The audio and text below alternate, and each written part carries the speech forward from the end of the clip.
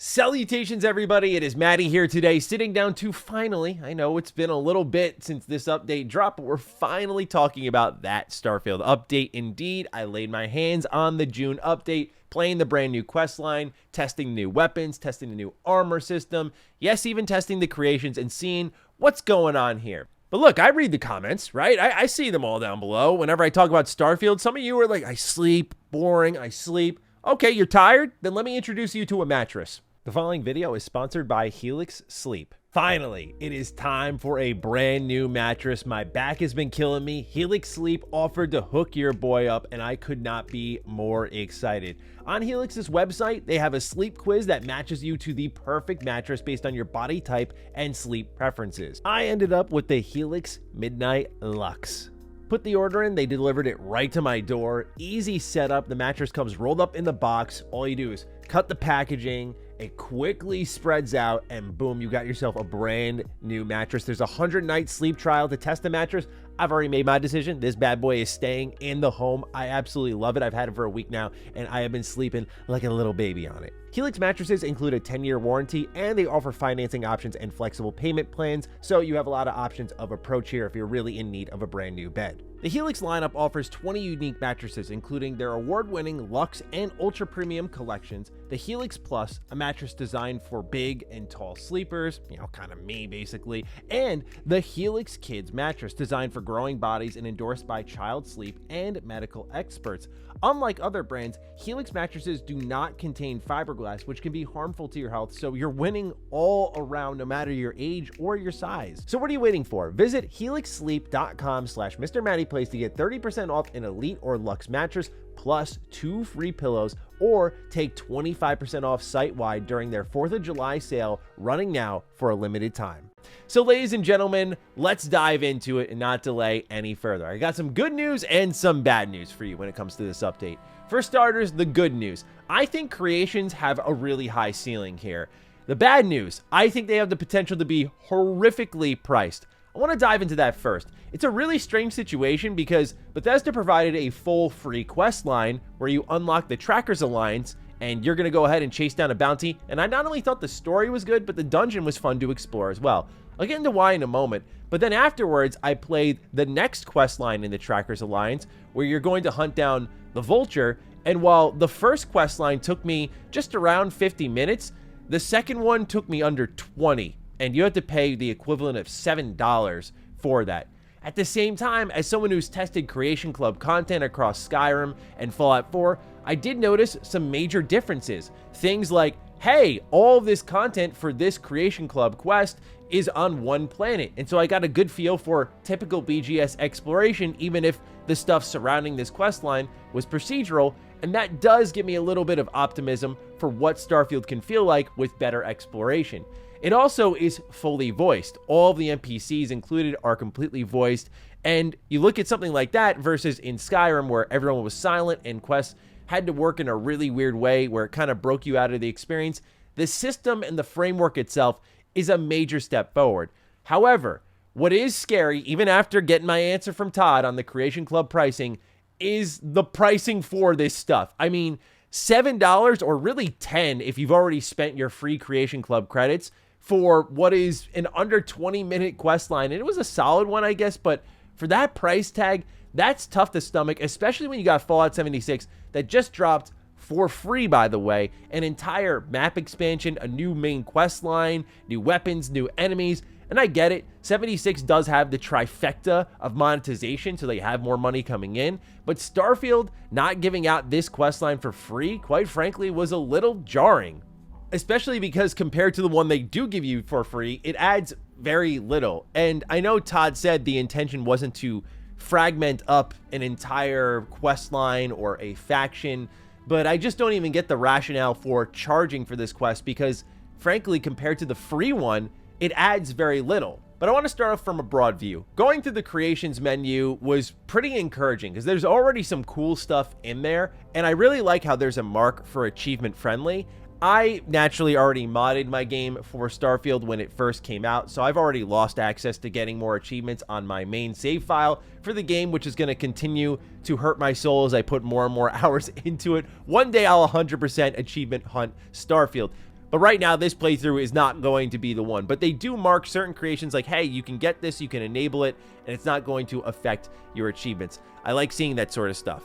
Because honestly, as someone who likes to hunt achievements, sometimes I stay away from the mods because I don't want to mess that up. It's just that simple. So let's talk about this free quest versus the paid quest a bit. The free quest introduces you to the Trackers Alliance, and you're looking for a mysterious individual who's eluded this alliance for a while, and this is sort of your entry into the program quest. Okay, can you handle this line of work? So you're joined by Roach, and you go out to this space station, and there's a lot of zero gravity gunfights here, which is my favorite type of combat in Starfield. I think it's just where it really excels, so to have a whole dungeon built around that was really fun for me. Anyway, I won't spoil it for you, but you managed to track him down, and I like the way things kind of flip on their head toward the end of the quest.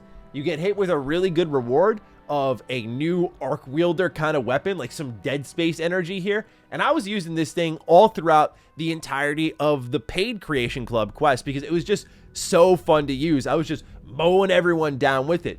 I also got a new cutter that has a new skin on it. I guess you could use this as well if you want to. There's a whole new armor set if you're interested in that, which I messed around with, and that was also very strong. So you get a good set of equipment, a decent quest line that I found intriguing with a lot of dialogue options, a lot of NPCs littered about the Trackers Alliance that you can interact with. I mean, there's a lot of good stuff here for the free update. I was like, okay, pretty encouraging. And I felt like after that, seeing the Trackers Alliance quest in Creation Club, you know what? I could get down with a little bit more. Now, fortunately, Bethesda Game Studios did give us 1,000 free credits. That's if you own the premium edition, so keep that in mind. So for me, I already had 1,000 credits. It was kind of a moment of, I can blow this on whatever. I may as well do it on the next quest in this quest line. There were a few other things, like you could buy bobbleheads, a lot of interior decorating stuff, but I don't really utilize the settlement stuff at all in Starfield. I do utilize it in the ship now, but more so for like practicality purposes. Just, hey, I need all my crafting benches here, so I'm gonna create the room for that. Like, that is more interesting to me than just decorating stuff. So I was happy to spend those free credits on the quest line. And I imagine if you go from that angle, it's a little easier to stomach.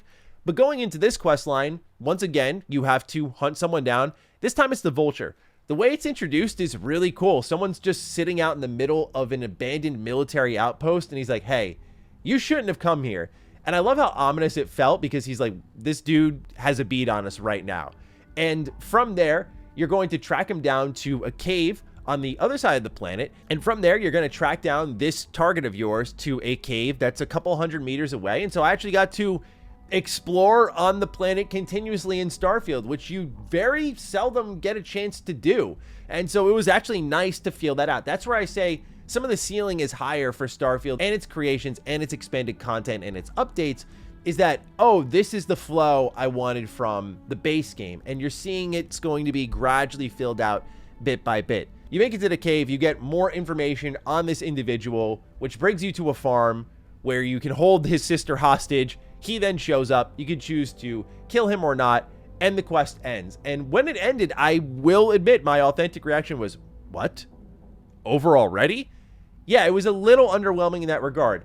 I can sit here as someone who's played a lot of BGS content and argue the quality measures have gone up compared to Creation Club in the past, but the reality is, if you're Bethesda Game Studios and you want people to adopt this system in a healthy way, you got to put the modders in the best chance to succeed. And that might be meaning you have to eat a couple of bucks up front to make this an easy to adopt system. Because if this short 20-minute quest line was running up $7, I am terrified to know what a bigger, more ambitious creation looks like in the terms of pricing. I get it. Now that they're more complex, they're bigger, they have voice acting attached to them, like they feel like official parts of the game, which is a good thing compared to what you got from Creation Club. I get why they might have to charge more, but if Bethesda can kind of take the hardware approach that like Xbox and PlayStation, Nintendo do, like, hey, we're going to eat this cost up front so you can buy a lot of software. If Bethesda can eat the cost a little bit up front on creations for Starfield to make sure that we can kind of get this thing moving in the right direction before we start charging more, that'd be nice. At the end of the day, I agree with the consensus. Some of this stuff should just outright be free. It's kind of ridiculous that for what you got was an almost hour quest line for free, and then they're charging for an extra 20 minutes. And yeah, It's strange. I know Todd already said in my interview with him that they're going to investigate the pricing and what that'll look like, but he didn't really give us much beyond that, so we don't know if it's going to result in too much at all. Still, the questing was solid, but beyond that, they added a little bit more. So there's this new Astra's shop. After you complete some of your hunts inside the Trackers Alliance, you're going to get this new item that effectively serves as a currency. For those of you who've played Fallout 76, think of this like the Purveyor, where you can turn in your legendary weapons and roll new ones. That second part is more relevant for this shop, where you're going to trade in these Astras and you can roll for all types of legendary weapons. And for how many you trade in is how many traits you'll get on your weapon. So you trade in 2 Astras, you get 2 legendary traits. You trade in 3, you get 3 traits, and so on and so forth, to a max of 3, might I add. So this shop is there for you to roll some new loot if you want, to keep you going back into the Trackers Alliance, farming these items, trading them in for some of the better loot in the game if you so desire. And they also added some new stuff for melee weapon users. Like, for example, when you're looting melee weapons, they're actually tiered now. There's new mods you can use to adjust them when you're crafting at the bench. But the big addition here, and this is one of the first mods that I actually added into Starfield, and if you watch my old modding videos for Starfield, it's one of the top mods I suggested, which is ammo crafting. Ammo crafting is here. You do need these primers, which are expensive, and some people have found it not worthwhile to craft. I feel like Bethesda's between a rock and a hard place with this one, and I say that because many people go, it's easy to get rich in Starfield. I have so much money, and then when people have to spend money, they're like, oh my god, it's too much money.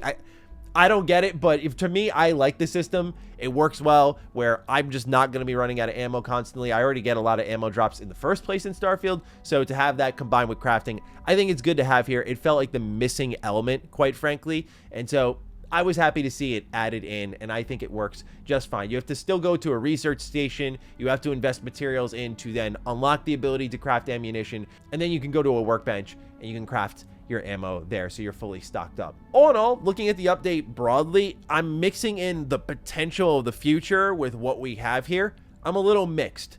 Like, I want to say it's good because I see the potential in the creations, but the reality is the execution from what I am seeing here and now is not that fantastic.